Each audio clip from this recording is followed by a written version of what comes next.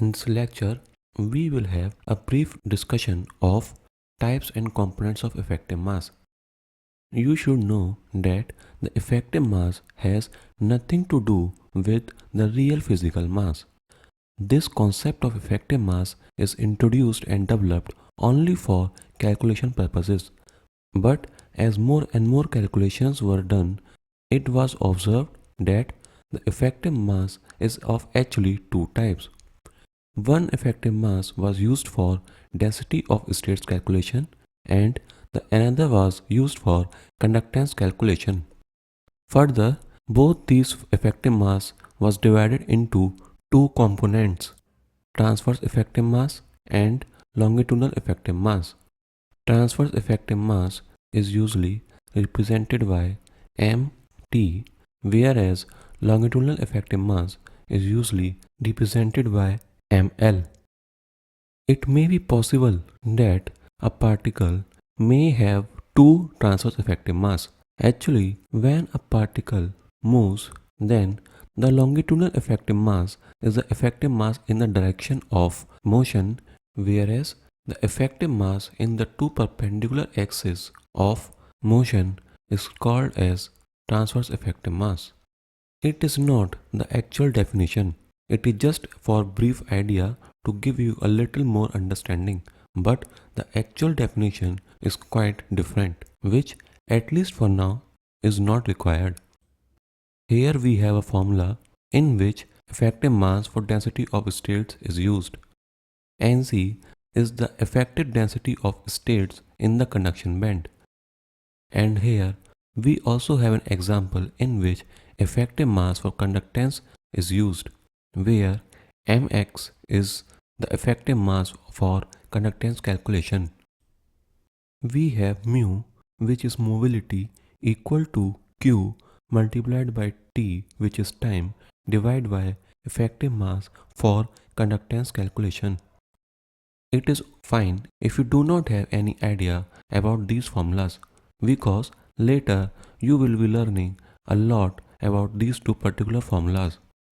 These are given just for examples. You just remember that we have two components for both type of effective mass. And it may be possible that the carrier in a semiconductor may have three components, one longitudinal effective mass and the other two transverse effective mass with different values. We have a relation which relates the net effective mass with its components. For effective mass for density of states, we have the formula which is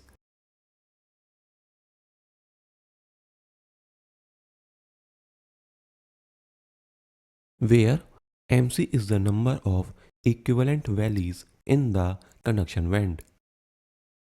For silicon, the value of mc is equal to 6.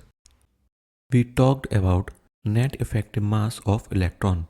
Similar formula exists for holes, with only difference in mc being replaced by mv, which represents number of equivalent valleys in the valence band. Take silicon for example. The value of mv is equal to 3. Similarly, we have formula for effective mass for conductance, which is, I have used asterisk sign for effective mass for density of states and kappa sign for effective mass for conductance calculation. You should remember these two formulas and the difference should also be clear to you.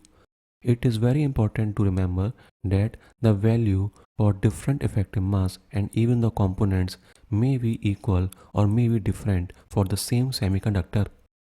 Also, if you observe carefully, then you will notice that if you put mc equal to 1, then net effective mass for density of states is actually the geometric mean of longitudinal effective mass and transverse effective mass, whereas the net effective mass for conductance calculation is harmonic mean of longitudinal effective mass and transverse effective mass. Now we are going to discuss dependence of effective mass on temperature. We will talk about only the effective mass for density of states calculation. And you just learned that the formula for effective mass for density of states is,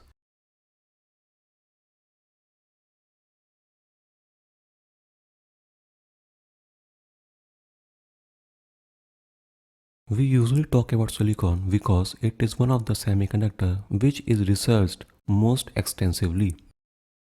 Similarly, there was a scientist named Hazel who researched and tried to formulate the dependence of effective mass on temperature. However, the formula which he gave was effective for silicon only and for a certain temperature range like 100 Kelvin to 600 Kelvin. At super high temperature and super low temperature, the formula itself did not work well.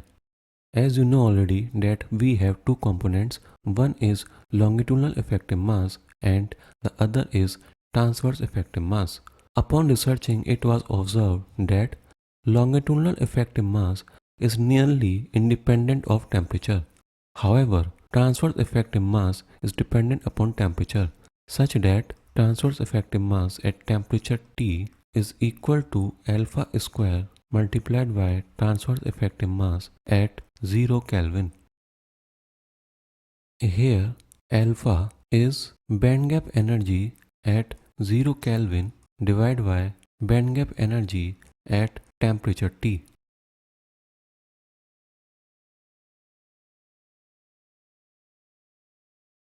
Upon rearranging, you can observe that transverse effective mass at temperature T multiplied by square of band gap energy at the same temperature is constant. And you also know the net effective mass is equal to.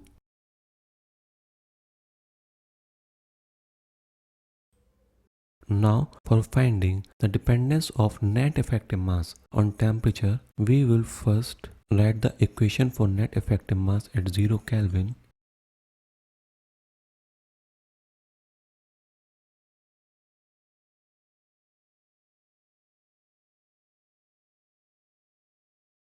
Similarly, we will write net effective mass at temperature T.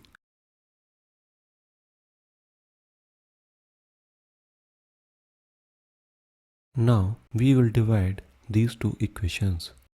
And as we discussed that longitudinal effective mass is nearly independent of temperature. Therefore, this term will cancel out, 6 is a constant, and we will have the relation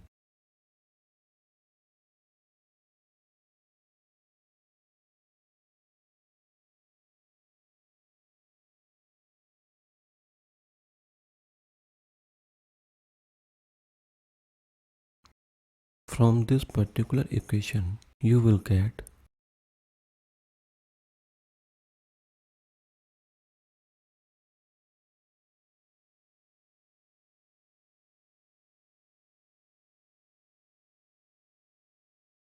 now if we put this equation in this particular equation, then we will get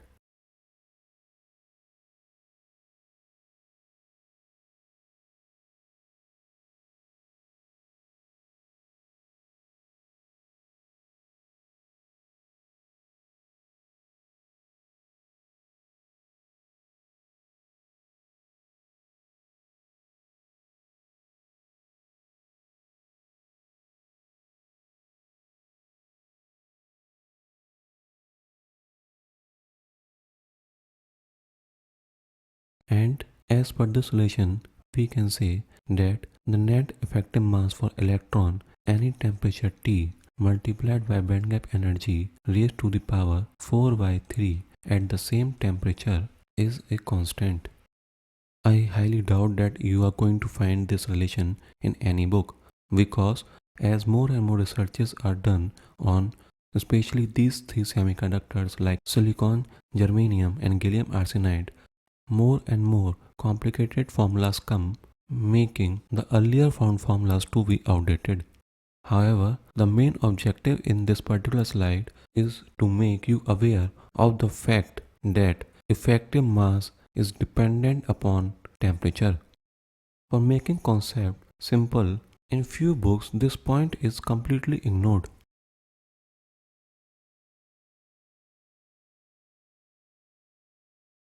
You are actually going to learn this concept in much more depth in higher studies. Only a slight idea is provided to you as it will help you to understand the concepts in later lectures.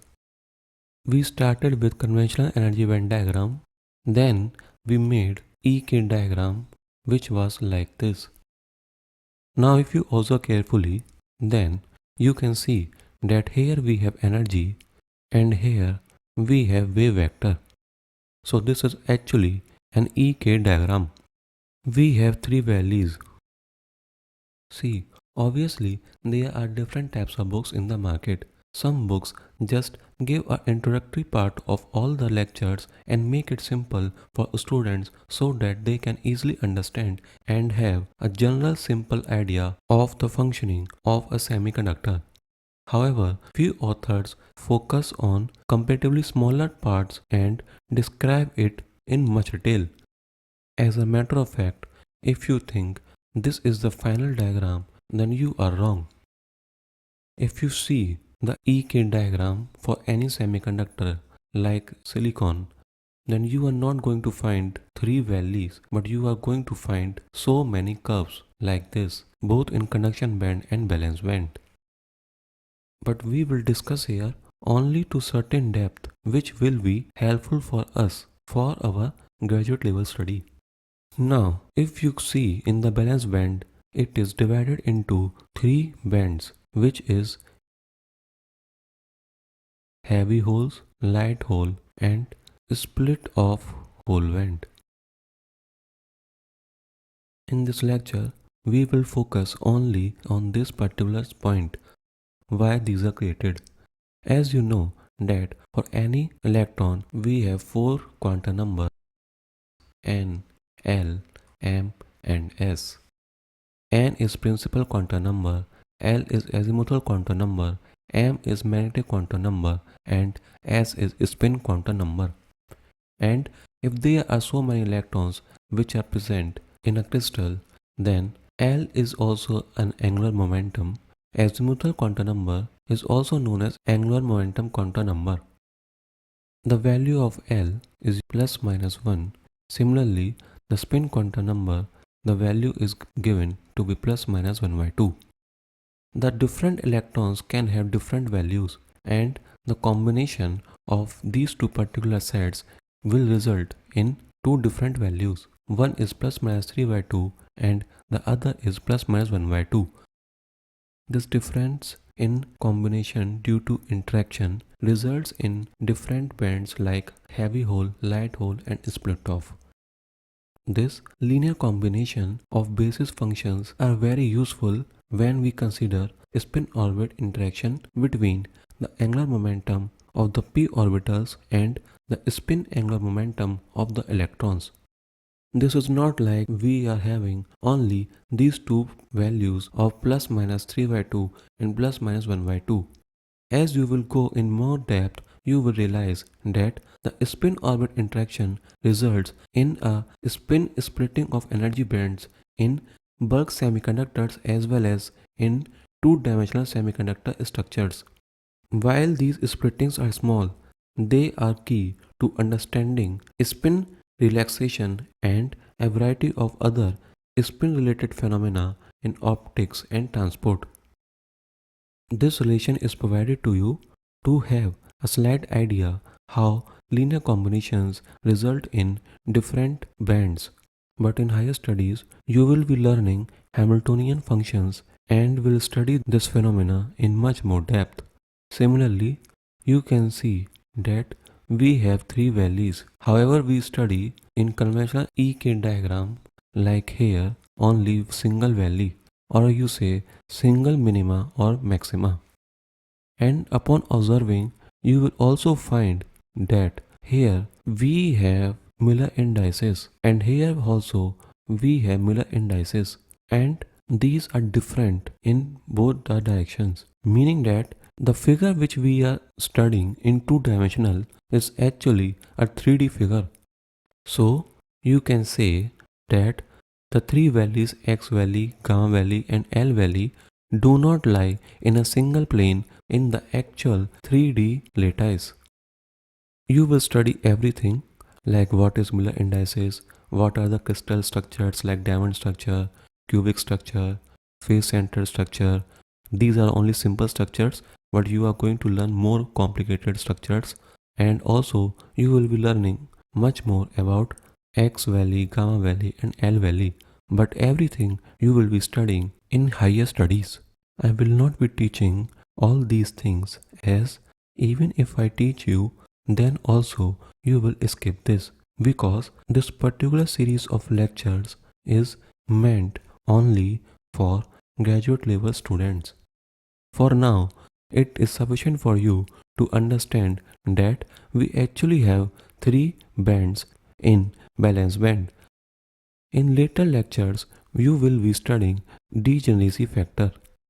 And for that lecture, it is very important for you to remember that we have actually three major bands in the balance band, which are heavy whole band, light whole band, and split off whole band.